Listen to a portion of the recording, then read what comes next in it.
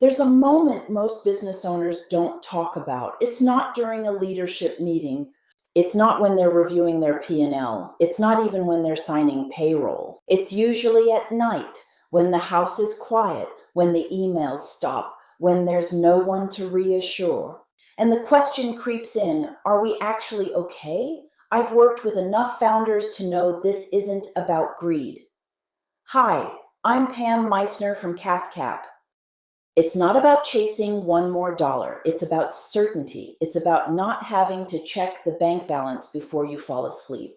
It's about knowing payroll will clear next month. It's about not running your business off gut and luck. And here's the truth. Most companies don't have a profit problem. They have a cash visibility problem. There's a reason 82% of small businesses fail due to cash flow issues. It's rarely because revenue isn't coming in. It's because the timing, structure, and forecasting around that revenue isn't clear. So let me walk you through how we actually model cash flow. Not in a theoretical way, but in a way that helps owners breathe again. First, we stop treating cash flow like a rearview mirror. Most businesses look backward. They review last month's numbers. They analyze what already happened. They react. That's important, but it doesn't help you sleep. What changes the game is forward visibility. We build a rolling 12-month cash forecast. Not once, not as a static spreadsheet that gets forgotten. It's alive.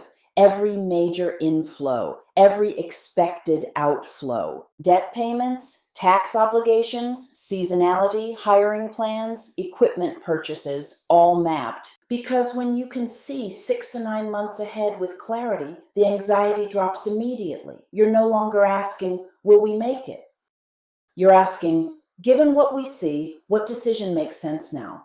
Second, we separate profit from cash. This is where most smart business owners get tripped up.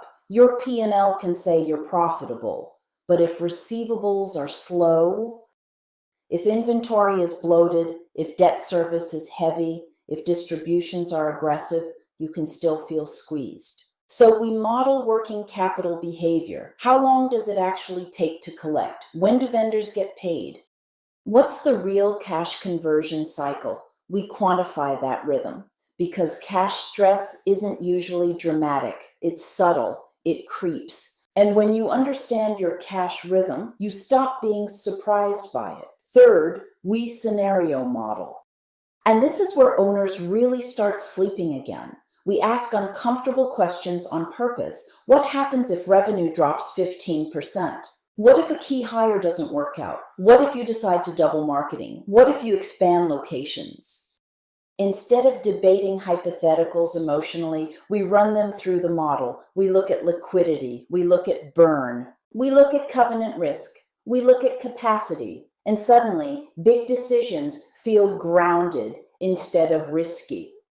That's the difference between operating on intuition and operating with structured visibility. Fourth, we align cash with strategy. Cash modeling isn't about hoarding. It's not about fear. It's about making sure your financial reality supports your ambition. If your goal is to grow 30% next year, your cash model needs to support hiring before revenue hits. It needs to support marketing spend before pipeline converts. It needs to support investment before return shows up. Too many businesses try to grow without modeling the funding path. That's when panic hits. That's when owners start saying, we're growing, but it feels tight. Growth without cash planning is stress. Growth with modeling is controlled expansion. Now, here's something that often surprises founders. Once the model is built, the goal isn't complexity, it's clarity. If your ops lead asks, can we hire this person? You shouldn't have to say, let me check the bank account. If your leadership team asks, can we increase distributions? You shouldn't respond, I think so. If your banker asks for projections, you shouldn't scramble. When cash flow is modeled properly, decisions become calm, and calm is powerful. I've seen firms go from constantly checking balances to reviewing a single dashboard that shows cash on hand, expected inflows, committed outflows, runway, headroom. And here's the shift that matters most. The owner stops being the emotional barometer of the company. They stop carrying it alone because the numbers are visible, transparent, understood. That's what real financial leadership creates. There's a line in our white paper about the financial anxiety CEOs carry without proper oversight. It's real. When you don't have structured financial visibility, every decision feels heavier.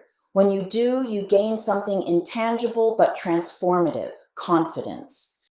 Not overconfidence, not blind optimism, informed confidence. And here's the part I want you to reflect on. Cash modeling isn't about spreadsheets. It's about emotional freedom. It's about not snapping at your team because you're worried about liquidity. It's about not delaying investments out of fear. It's about not lying awake replaying payroll dates in your head. It's about walking into your leadership meeting knowing the financial ground beneath you is solid. Most owners don't need more hustle. They don't need more revenue ideas. They don't need another productivity book. They need structured clarity.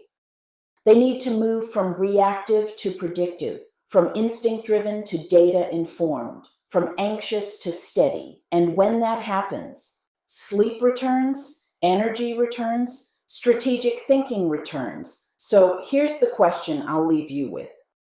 If you could see the next 12 months of your cash flow clearly, with assumptions tested, risks mapped, and decisions modeled, how differently would you lead, and how differently would you sleep?